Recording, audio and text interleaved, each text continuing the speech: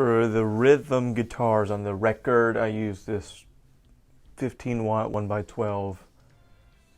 If you know, you know what it is.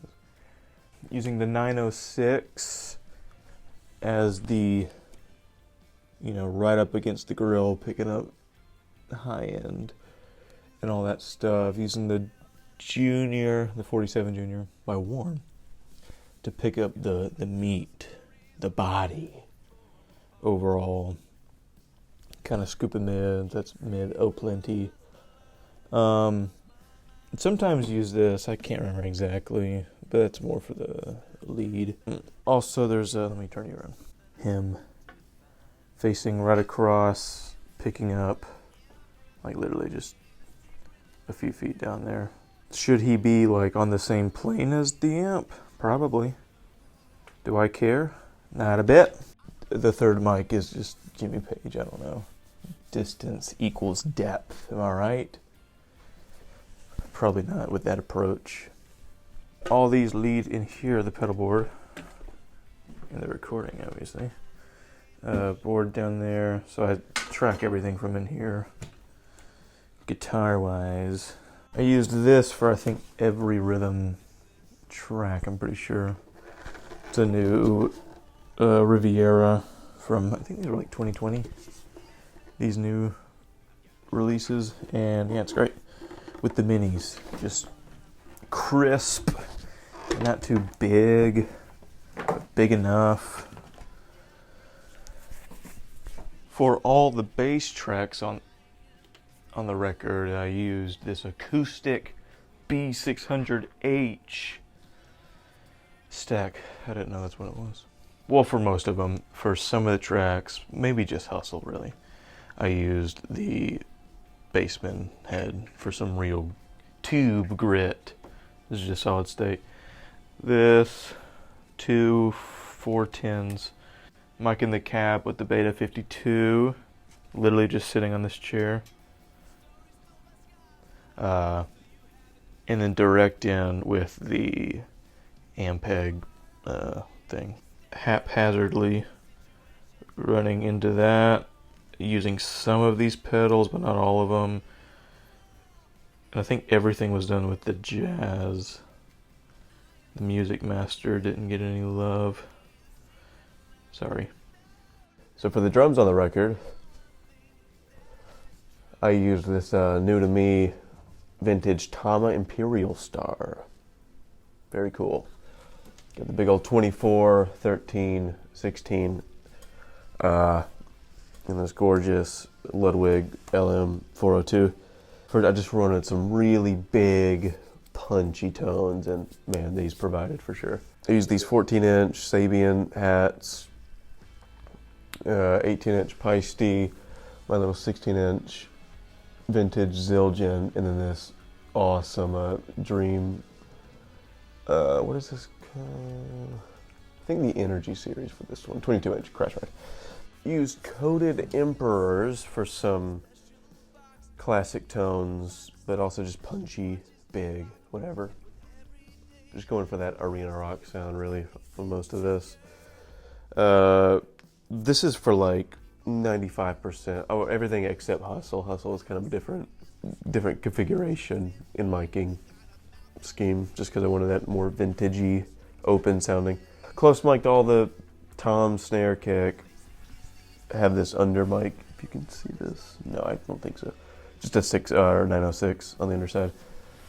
These two condensers up top for the overheads, and then a condenser away, like 10, 12 feet away for a room sound for added ambience.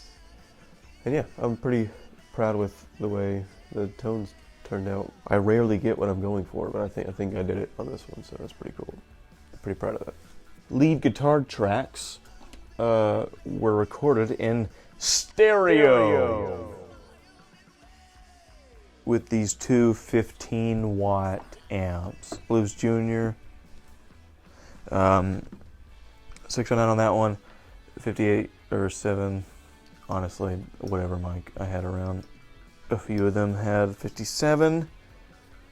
Digital Reference DR GX1. So those were the close mics. This warm mic is set in the, I made this up, so this could be horribly frowned upon in the audio recording community.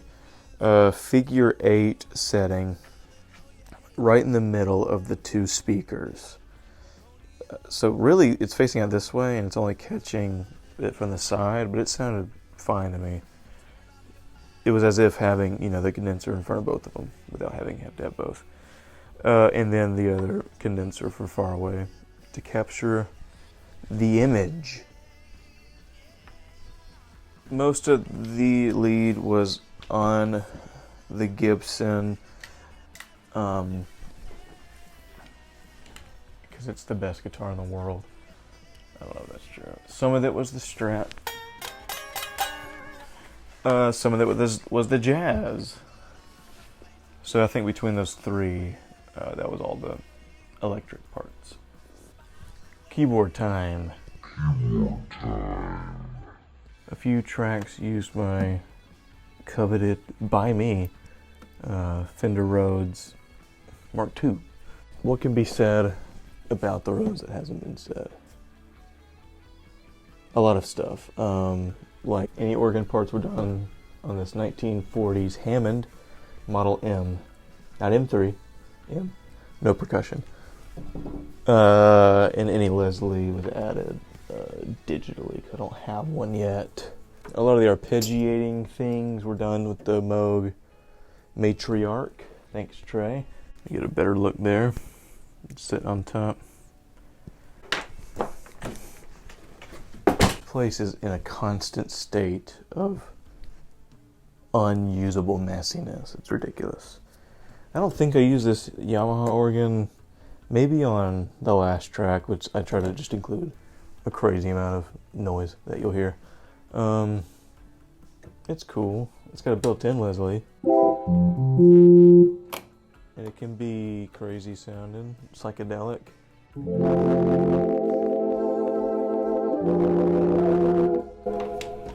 And also old-timey soap opera, apparently. I don't think I used this, but I will. So if you're into that, I know you're not into that. This has some fun sounds. Definitely, I mean, all these keyboards goes without saying, used on the last track. But this was some of the pads as well throughout. Some of the soundscapey stuff. Used the micro brute for a lot of, also some arpeggiating things. I think the bell lead on that's the way. Little descending thing. And some bass, I believe, as well. Some thundering bass on the micro brute. It works great for that. Most of the synth stuff, like just as a whole, kind of throughout, was the Oberheim Matrix 6. That has been on loan for about 12 years from a good family friend. Finally got it working again though, and it's so good. The pads are huge. I feel like Geddy Lee when I play it. Yeah, stock patches for the most part, because it's an absolute nightmare to program. But they sound pretty good on its own. Here's a close-up view of the Matrix 6. Like I said, there's no knobs or anything. It's all just through that tiny little digital panel and all this script. While I got you here, I guess, for vocals, it wasn't very fun. Most of them was done with the Warm 47 Junior. For some of the heavier tracks, which are these, just Hustle maybe? Something else, I'm sure. I used 57 going through the Soyuz, that Russian word. What's that thing called? Booster? I don't know. Some kind of preamp. Launcher? I don't know. And then this is new to me. It's an active ribbon mic from like Sterling or something. And I use that on some of the vocals too. I just got it and it sounds cool and warm. I was lacking some warmth on some of the tracks. So this new guy brought it together. There's the launcher. This is what I was trying to describe. The 57 through this. Add some grit. And also while I'm here, let me do some screen grabby stuff to show you what I'm recording with and through. Everything's going through this Focusrite Scarlett 18920, 8-track. I know there's more inputs, but I'm only using XLR, so only 8 tracks at a time. Using Logic Pro. I loaded up a track here. Which one? That's the way. This SSL channel with the EQ and the compressor. This thing is unreal. The amount it has changed the way I do everything. It's crazy. This Abbey Road tape machine, 237, everybody uses it. It's amazing. It's made all the difference. I think one more, The Puig Child, is also just a classic that everybody has. Basic, I know, but everything, it's changed the way I've done everything. I love it.